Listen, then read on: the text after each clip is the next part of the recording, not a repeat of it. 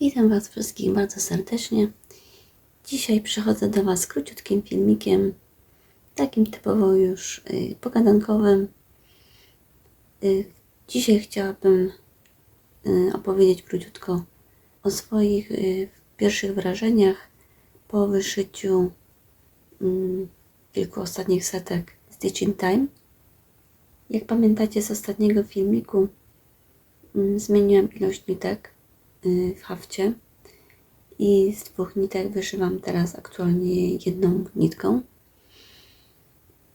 Jak to się przełożyło na haft, powiem Wam, że całkiem fajnie to wygląda, jeśli chodzi o dzienne światło. Natomiast w sztucznym świetle bardzo widać prześwity kanwy. No i też ta faktura i nie wiem jak to powiedzieć, siła barwy, siła kolorów znacznie się zmniejszyła. Zdawałam sobie sprawę, że to tak będzie wyglądało, natomiast no podtrzymuję cały czas swoją decyzję i myślę, że to była bardzo dobra decyzja. Póki co wyszyłam kilka setek tą metodą i powiem Wam, że całkiem fajnie to wygląda w moim subiektywnym odczuciu, ponieważ w bardzo fajnym momencie zaczęłam wyszywać. Zaraz Wam pokażę, przekręcę kamerę i pokażę Wam, jak to wygląda. W dziennym świetle praktycznie niewiele widać, że było coś robione, coś zmieniane.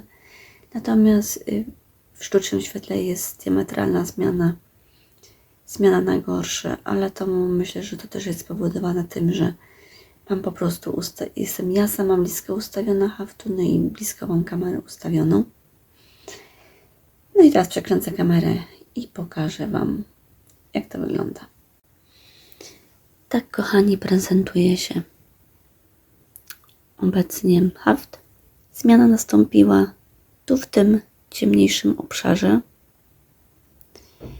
Więc jakoś tak no fajnie to mi wyszło, że akurat w takim jakim pograniczu kolorystycznym rozpoczęłam, więc myślę, że to też spowodowało, że te odczucia są znacznie lepsze.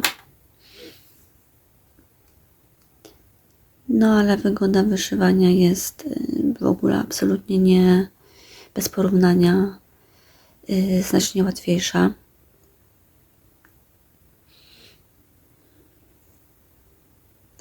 Na pewno będzie widać fakturę, ponieważ głębia kolorów tutaj po tej stronie, gdzie wyszywam 2 nitkami, znacznie jest większa. Więc tak prezentuje się mój haft. Jestem bardzo ciekawa, jakie Wy macie odczucia odnośnie tej zmiany. Ja na pewno tutaj zdecydowanie lepiej odebrałam tą zmianę.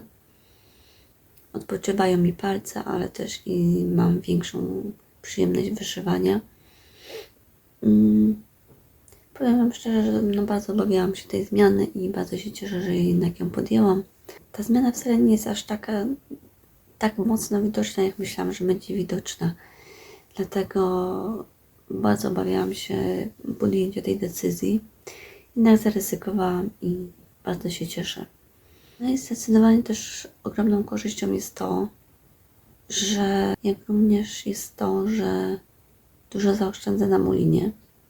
Aczkolwiek to nie jest dla mnie jakiś tutaj duży, bardzo istotna kwestia, ponieważ mam sprawdzonych 2 dostawców muliny na AliExpressie. Jeśli chcecie, to linki zresztą porzucam na dole. Ceny u tych sprzedawców są całkiem fajne. Mulina też całkiem w bardzo dobrej jakości przychodzi.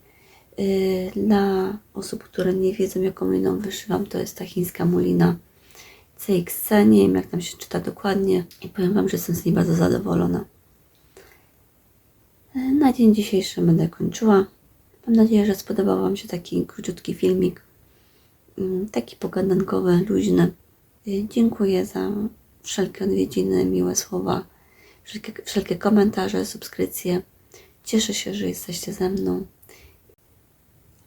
I komentujcie, subskrybujcie. Jest mi niezmiernie miło i też jest to dla mnie motywacja do dalszego nagrywania filmików.